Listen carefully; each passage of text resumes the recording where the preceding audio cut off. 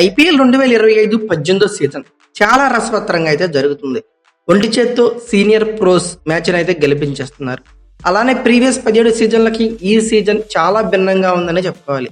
ప్రతి సీజన్లో ఆల్మోస్ట్ టాప్లో ఉండే టీమ్స్ అన్ని కూడా ఈసారి ఓటింగ్ బాట ఫస్ట్ నుండే పట్టేశాయి. Rajasthan royals, sunrisers Hyderabad, CSK 3 teams కూడా లాస్ట్ 3 స్పాట్స్లో అయితే నిలిచాయి. అయితే ఎప్పుడో పాయింట్స్ టేబుల్లో చివర ఉండే టీమ్స్ అద్భుతమైన విజయాలు నమోదు చేస్తూ ఈసారి ఐపీఎల్ 18 సీజన్ అయితే డామినేట్ చేస్తున్నాయి. అయితే ఓవరాల్ గా ఐపీఎల్ 18 ఎడిషన్ లో కొత్త ఛాంపియన్ ని చూడబోతున్నాం అనే ఆశలు అయితే మెండుగా కనబడుతున్నాయి. Gujarat Titans, Delhi Capitals, RCB, Punjab Kings, Lucknow super Giants 5 విజయాల చొప్పున 10 పాయింట్స్ తో పాయింట్స్ టేబుల్ లో టాప్ 5 ప్లేసెస్ అయితే ఆక్యుపై చేస్తున్నాయి. అయితే ఈ టాప్ లో సేమ్ విజయాలతో సేమ్ పాయింట్స్ తో ఉన్న 2 టీమ్స్ మధ్య ఒక మంచి టఫ్ ఫైట్ అయితే చూడబోతున్నాం. అయితే ఐపీఎల్ 2025-18 సీజన్లో భాగంగా ఐపీఎల్ 40వ మ్యాచ్గా ఏప్రిల్ 22 అంటే మంగళవారం రోజు రాత్రి 7:30 ఎకానా క్రికెట్ స్టేడియం వేదికగా Lucknow super Giants versus Delhi capital ఒక టఫ్ ఫైట్ అయితే సిద్ధమైపోయాయి. ఈ 2 టీమ్స్ ఎవరు గెలిచినా మాక్సిమం టేబుల్లో టాపర్గా నిలిచే ఛాన్సెస్ అయితే ఉంటాయి. అయితే ఈ సీజన్లో ఆల్రెడీ లక్నో సూపర్ జైంట్స్ మరియు డీసీల మధ్య ఒక మ్యాచ్ అయితే జరిగింది. ఆ మ్యాచ్లో డీసీ అయితే విజయం సాధించింది. అయినా కిక్ అయితే రాలేదు. అయినా ఆ కసి తీరలేదని చెప్పుకోవచ్చు లిటరల్లీ. అప్పుడు మ్యాచ్లో కేఎల్ రాహుల్ లేడు, బట్ ఇప్పుడు ఉన్నాడు. అందులోనూ ఫామ్లో కూడా ఉన్నాడు. లిటరల్లీ చితక్ కొట్టేస్తున్నాడు. లక్నో మీద మరోసారి డీసీ డామినెన్స్ చూపించాలి with the bat KL Rahul. Lucknow manager అయిన సంజీవ్ గోయంకాకి బుద్ధి చెప్పేలా ఇన్నింగ్స్ అయితే ఆడాలి అని, అలాగే ఎల్ఎస్జీని ఓడించాలి అని ప్రతి క్రికెట్ అభిమాని, కేఎల్ రాహుల్ అభిమాని కూడా కోరుకుంటున్నాడు. ఇన్ఫాక్ట్ నా ఒపీనియన్ కూడా అదే అని చెప్పుకోవచ్చు. అయితే ఢిల్లీ క్యాపిటల్స్ 7 మ్యాచ్లకు 5 గెలిచి టేబుల్లో సెకండ్ ప్లేస్లో అయితే ఉంది. అలాగే లక్నో సూపర్ జైంట్స్ 8 మ్యాచ్లకు గాను 5 గెలిచి టేబుల్లో 5th స్పాట్లో అయితే ఉంది. ఈ మ్యాచ్లో బిగ్ రైవలరీ అయితే రివెంజ్ అయితే మాట్లాడుకోవచ్చు. అయితే ఈ ఫైట్ కేఎల్ రాహుల్ కి అలాగే రిషబ్ పంత్కి మధ్య అయితే అసలే కాదు. సంజీవ్ గోయింకా వర్సెస్ కేఎల్ రాహుల్ రైవలరీగా మాట్లాడుకోవచ్చు. అయితే ఈ మ్యాచ్ జరిగే స్టేడియం డీటెయిల్స్ ఏంటి, పిచ్ రిపోర్ట్ ఎలా ఉండబోతుంది, వెదర్ కండిషన్ పరిస్థితి ఏంటి, లైవ్ ఎక్కడ చూడొచ్చు, ఈ గ్రౌండ్ లో ఐపీఎల్ స్టాట్స్ ఎలా ఉన్నాయి, అలానే ఇరువురు టీమ్స్ యొక్క హెడ్ టు హెడ్ రికార్డ్స్ ఎలా ఉన్నాయి, ప్లేయింగ్ లెవెల్ లో ఏమైనా చేంజెస్ ఎక్స్పెక్ట్ చేయొచ్చా, వీటన్నిటి గురించి ఈ వీడియోలో క్లియర్ కట్ గా అయితే మనం మాట్లాడుకుందాం. ముందుగా ఈ స్టేడియం గురించి మాట్లాడుకుందాం. ఈ ఎకానా క్రికెట్ స్టేడియం ఎల్ఎస్జీకి హోమ్ గ్రౌండ్ గా ఉన్న సంగతి అందరికీ తెలిసిందే. చాలా బిగ్ స్టేడియం గా మాట్లాడుకోవచ్చు. దీన్ని 2017లోనే ఓపెన్ చేశారు. ఆడియన్స్ కెపాసిటీ వచ్చేకి 50,000 వరకు ఉంటుంది. బౌండరీ డైమెన్షన్స్ పరంగా ఒక బిగ్ గ్రౌండ్ గా మాట్లాడుకోవచ్చు. అంటే T20 ఫార్మాట్ తో కంపేర్ చేసుకుంటే అన్ని గ్రౌండ్స్ తో కంపేర్ చేసుకుని కొంచెం వరకు పెద్దగా ఉంటుందని చెప్పుకోవచ్చు. బౌండరీ లెన్స్ స్క్వేర్ బౌండరీస్ వచ్చేకి 69 మీటర్లు గాను, స్ట్రైట్ బౌండరీ వచ్చేకి 75 మీటర్లు గాను, బ్యాక్ సైడ్ వచ్చేకి 62 మీటర్ల వరకు ఎక్స్పెక్ట్ చేయొచ్చు. ఆల్ ఇంపార్టెంట్ పిచ్ రిపోర్ట్ గురించి మాట్లాడుకుంటే Ekana cricket stadium pitch surface good batting conditions favourable గా అయితే ఉంటుంది. ఎందుకంటే ఈ సీజన్ లో ఇక్కడ ఇప్పటి వరకు జరిగిన మ్యాచ్ల్లో ఓవర్కి 9.56 రన్ రేట్ తో పరుగులు అయితే వచ్చాయి. సో బ్యాటింగ్ ట్రాక్ గా మాట్లాడుకోవచ్చు. ట్రూ బౌన్స్ అయితే చూడొచ్చు. అలానే బ్యాటర్స్ కి ఆ బౌన్స్ అడ్వాంటేజ్ గా మారనుంది పరుగులు చేయడానికి. Importantly under the lights bats పరుగులు చేయడం చాలా ఈజీగా ఉంటుంది. అలాగే బట్ ద గేమ్ ప్రోగ్రెస్ అయ్యే కొద్దీ గేమ్ లోకి అయితే స్పిన్నర్లు వస్తారు. ఓవరాల్ గా బ్యాటింగ్ ట్రాక్ తో పాటు కొంచెం స్పిన్నర్స్ కి అయితే హెల్ప్ ఎక్కువగా జరుగుతుందని చెప్పుకోవచ్చు. ఇక వెదర్ రిపోర్ట్ గురించి మాట్లాడుకుంటే వర్షాలు పడిపోయి మ్యాచ్ లాగిపోయే ట్విస్ట్ అయితే ఏమీ లేవు. రెయిన్ పర్సెంటేజ్ 5%గా ఉంది. మ్యాచ్ రోజు మార్నింగ్ టెంపరేచర్కి 35 డిగ్రీ సెంటీగ్రేడ్ వరకు ఎక్స్పెక్ట్ చేయొచ్చు. ఇక లైవ్ స్ట్రీమింగ్ గురించి మాట్లాడుకుంటే జియో సినిమాలు అలాగే డిస్నీ ప్లస్ హాట్స్టార్లు 2 బిగ్ ఓటీటీ ప్లాట్ఫామ్స్ కంబైన్ అయిపోయి జియో హాట్స్టార్గా అవతరించింది. స్టార్ స్పోర్ట్స్ 2లో వచ్చేకి మాత్రం టీవీలో వీక్షించాల్సి ఉంటుంది. అలాగే తెలుగులో టీవీలో చూడాలంటే స్టార్ స్పోర్ట్స్ 1లో చూడాల్సి ఉంటుంది. ఇవన్నీ కూడా అంటే జియో హాట్స్టార్ మరి ఈ స్టార్ స్పోర్ట్స్ ఇవన్నిటికి కూడా సబ్స్క్రిప్షన్ అయితే తప్పనిసరి. అలాగే ఈ ఎకానా క్రికెట్ స్టేడియం యొక్క ఐపీఎల్ స్టాట్స్ పరిశీలిస్తే టోటల్గా ఇక్కడ వచ్చే 18 మ్యాచ్లు జరిగాయి. ఫస్ట్ బ్యాటింగ్ వాళ్ళు 8 గెలిచారు, సెకండ్ బ్యాటింగ్ వాళ్ళు 9 గెలిచారు. నో రిజల్ట్ గా ఒక మ్యాచ్ అయితే ఉండిపోయింది. అలాగే హైయెస్ట్ టోటల్ ఈ గ్రౌండ్ లో పరిశీలిస్తే 235 పరుగులు 6 వికెట్లుగా కేకేఆర్ పేరిట ఉంది. లోయెస్ట్ టోటల్ చూస్తే 108 పరుగులకే ఆల్ అవుట్ అయింది ఎల్ఎస్జీ. అలాగే హైయెస్ట్ రన్ రేట్ చూస్తే హైయెస్ట్ రన్ చేజ్ గురించి మాట్లాడుకుంటే 199 పరుగులు 3 వికెట్లుగా రాజస్థాన్ రాయల్స్ పేరిట అయితే ఉంది. లోయెస్ట్ టోటల్ డిఫెన్స్ చూసుకుంటే 126 పరుగులనే ఆర్సీబీ అయితే కాపాడుకోగలిగింది. అయితే ఫస్ట్ ఇన్నింగ్స్ యావరేజ్ చూస్తే 167 పరుగులు గాను అలా మాట్లాడుకోవచ్చు. అలాగే మోస్ట్ రన్స్ కేఎల్ రాహుల్ ఈ గ్రౌండ్ లో 12 ఇన్నింగ్స్ లో ఏకంగా 483 పరుగులు చేశారు. అయితే నా ఒపీనియన్ అయితే మాత్రం కేఎల్ రాహుల్ బ్యాట్ నుంచి మరొకసారి పరుగులు వరద ఈ పిచ్ లో చూడబోతున్నాం.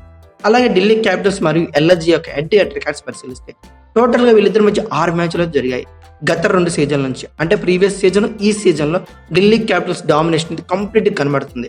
ఢిల్లీ క్యాపిటల్స్ 3 గెలిస్తే ఎల్ఎస్జీ 3 గెలిచింది. అలాగే 2025 అంటే ఈ సీజన్లో ఆల్రెడీ ఒక మ్యాచ్ అయితే ఢిల్లీ క్యాపిటల్స్ ఆడింది. అలాగే ఆడి గెలిచింది కూడా లక్నో మీద అని చెప్పుకోవచ్చు. అయితే ప్రీవియస్ సీజన్ అంటే 17వ సీజన్ 2024లో ఇరువురు టీమ్స్ మధ్య 2 సార్లు మ్యాచ్ జరపడితే 2 సార్లు కూడా ఢిల్లీ క్యాపిటల్స్ విజయం సాధించింది.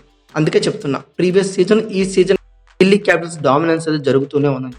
ఇక ఫైనల్గా ఇరువురు టీమ్స్ యొక్క ప్లేయింగ్ లెవెన్ గురించి మాట్లాడుకుంటే, ముందుగా ఎల్ఎస్జీ యొక్క ప్లేయింగ్ లెవెన్ గురించి మాట్లాడుకుంటే, చాలా స్ట్రాంగ్ బ్యాటింగ్ యూనిట్ ఉంది లక్నో దగ్గర.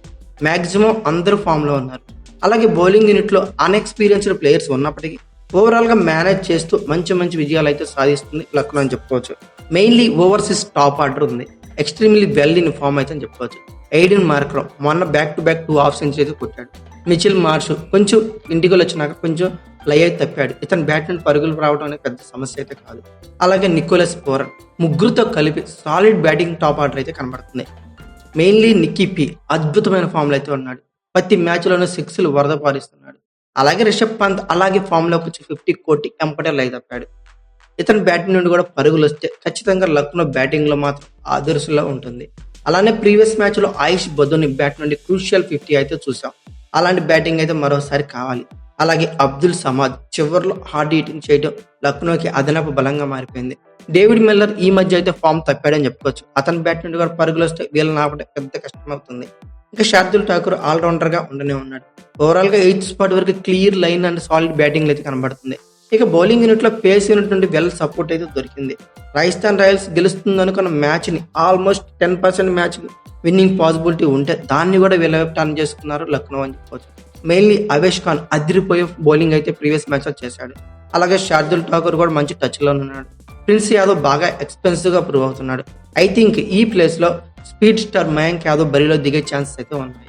ఇక స్పిన్నిట్లో దిగ్వేష్ సింగ్ రాతి వికెట్లు తీయటంలో వెనకబడినప్పటికీ ఎకానమీ పరంగా ద బెస్ట్ బౌలింగ్ అయితే వేస్తున్నాడని చెప్పుకోవచ్చు.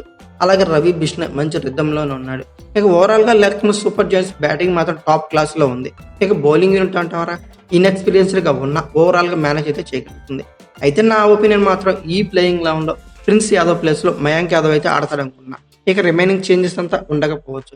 ఓవరాల్గా వీళ్ళ ప్లేయింగ్ లెవెన్ పేపర్ పరిశీలిస్తే Aiden Markram, Mitchell Marsh, Nicholas Pooran, Rishabh Pant, David Miller, Abdul Samad, Ayush Badoni, Shardul Thakur, Avesh Khan, Digvesh Singh Rathi, Ravi Bishnoi ఇలా ఉన్నారు.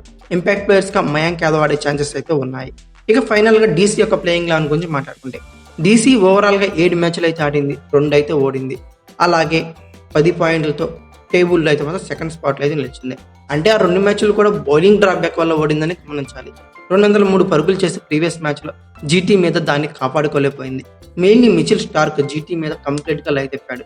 ఐ థింక్ 3 ఓవర్లో సంథింగ్ చేశాడు, 49 పరుగులు పంపించుకున్నాడు. ఓవరాల్గా ఈ సీజన్లో అయితే టాప్ క్లాస్ బౌలింగ్ అయితే మిచిల్ స్టార్క్ చేస్తున్నాడు. బట్ నిన్న మ్యాచ్ మాత్రం ఫ్లో తప్పాడని చెప్పుకోవచ్చు.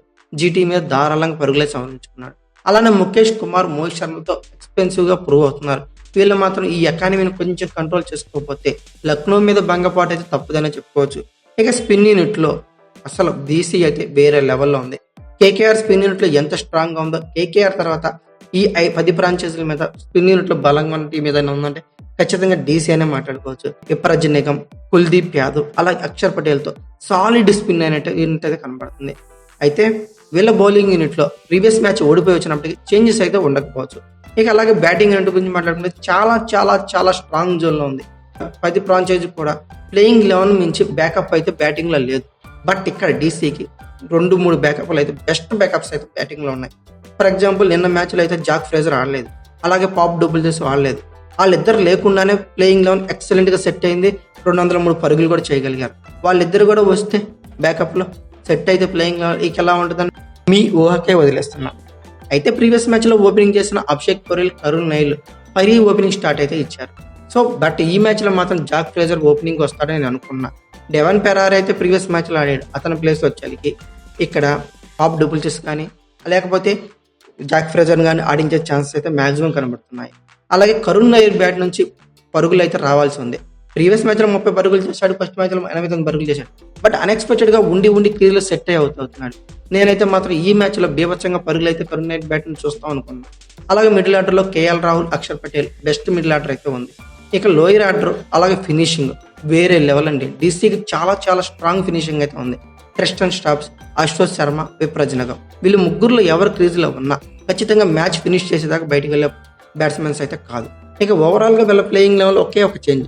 డెవైన్ ఫెరేరా ప్లేస్లో జాక్ ఫ్రేజర్ కానీ పాప్ డూప్లిస్ కానీ ఆడే ఛాన్స్ అయితే ఉన్నాయి.